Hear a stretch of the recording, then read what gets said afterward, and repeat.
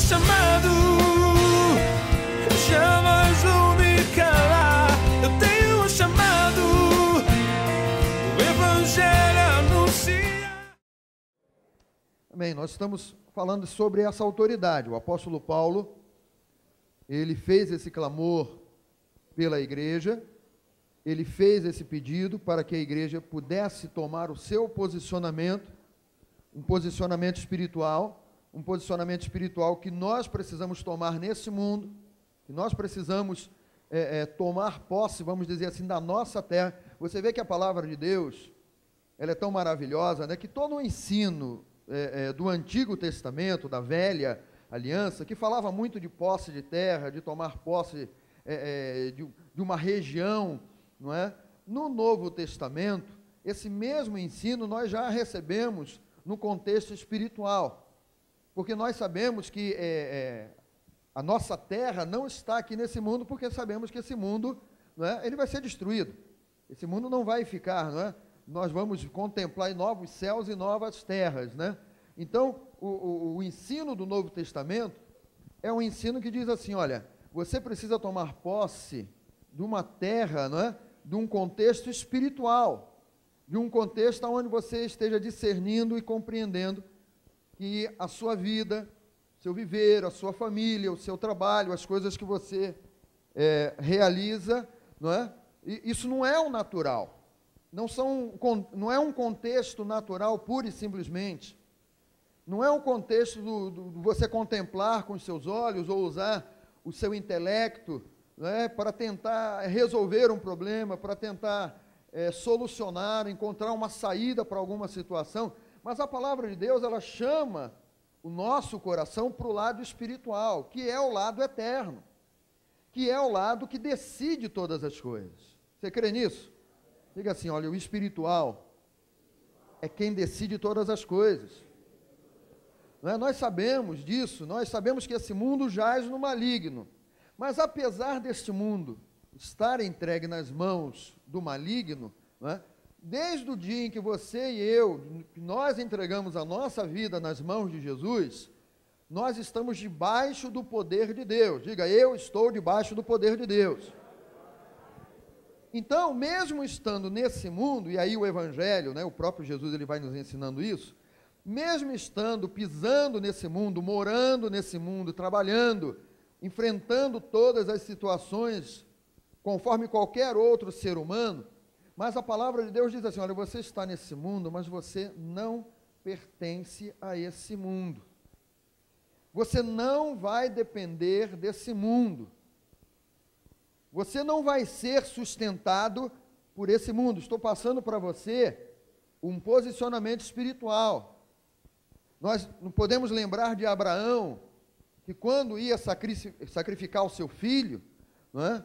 E quando ele tomou lá o cutelo e ia sacrificar o Isaque, né? Deus imediatamente o impediu, e Deus naquele exato momento, ele se revela ali, como o provedor, como Jeová Jirê, não é? Aquele que provê, e ele diz, olha, não lance mão da vida do menino, e Deus providencia, né? E se revela ali como aquele que providencia o milagre, a saída. Deus se revela ali como aquele que diz assim, olha, eu estou no controle da tua vida, eu estou à frente da tua vida, Abraão. Quando nós temos esse entendimento, e nós trazemos esse entendimento para dentro do nosso coração, e nos colocamos, né, nós entregamos a nossa vida nas mãos de Jesus Cristo. Foi a melhor coisa que você fez olha, entregar a sua vida nas mãos de Jesus, eu lhe digo com toda a sinceridade, foi a maior e a melhor decisão que você já tomou na sua vida. Porque você e eu, muitas vezes, nós somos limitados. Aliás, o ser humano, né, a nossa carne, ela é muito influenciável. As circunstâncias, elas nos influenciam muito. E quando nós somos influenciados pelas circunstâncias, nós começamos, não é, a perder o foco da palavra. Se nós mantivermos o foco na palavra, você vai saber que o Deus a quem você serve é o Deus criador dos céus e da terra. é o Criador de todas as coisas. Então, Ele é Deus. E nós temos o entendimento pela palavra que o inimigo que se levanta contra nós, o inimigo que tenta de todos os modos nos roubar essa fé genuína na palavra de Deus, nós sabemos que ele não é Deus. Mas existem muitas pessoas que no meio de uma crise, que frequentando igrejas, né, que começam a comparar. Não, é o Deus do bem e o Deus do mal. Satanás não é Deus. Satanás é um anjo caído, né? Ele é um anjo caído. Você vai ver que em todo o relato da Bíblia, todas as vezes que houve uma manifestação, Deus nem entra na briga com Satanás. Deus manda os anjos, olha, vai lá e resolva, né? São os anjos que entram nesse combate. Você vê que a manifestação de Jesus vindo, né, ao mundo é para destronar o diabo. E Jesus o vence como homem. Jesus não o vence como Deus. Jesus não o vence, olha, eu sou filho de Deus, manda aqui agora 1000 legiões de anjos e vamos resolver esse problema aqui. Não, mas Satanás, ele é desbancado por um Jesus que se manifesta, pelo Deus, né, que se manifesta em forma humana, e ele é derrotado como homem.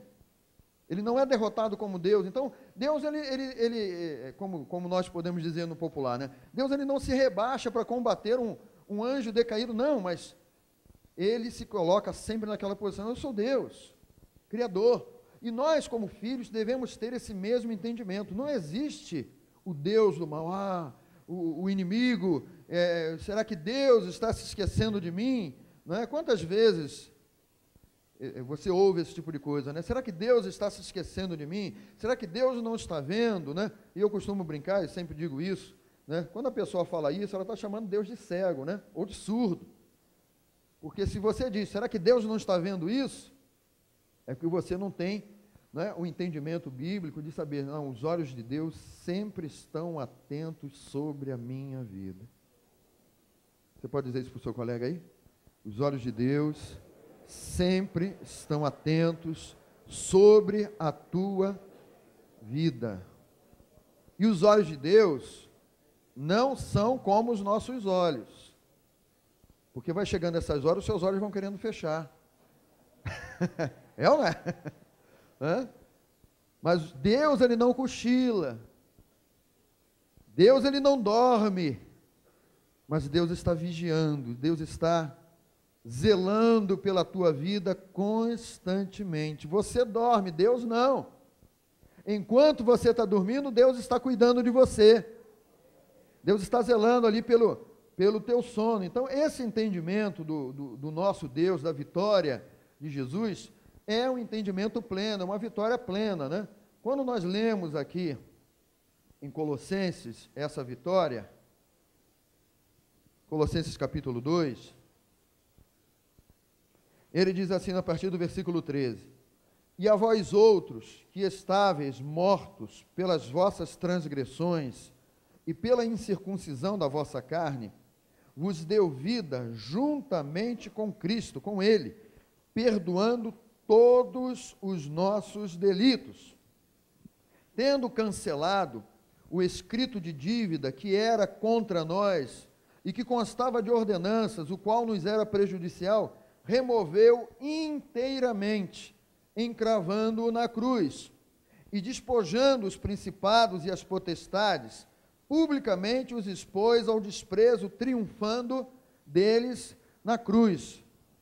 Esse versículo de número 3 aqui fala da nossa velha natureza quando nós recebemos a Jesus, quando nós abrimos o nosso coração para Jesus.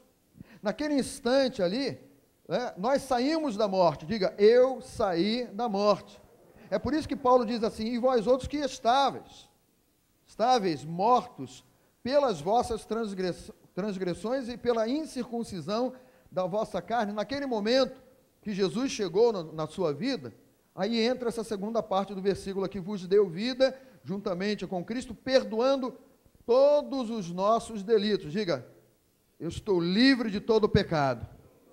Isso é uma realidade espiritual.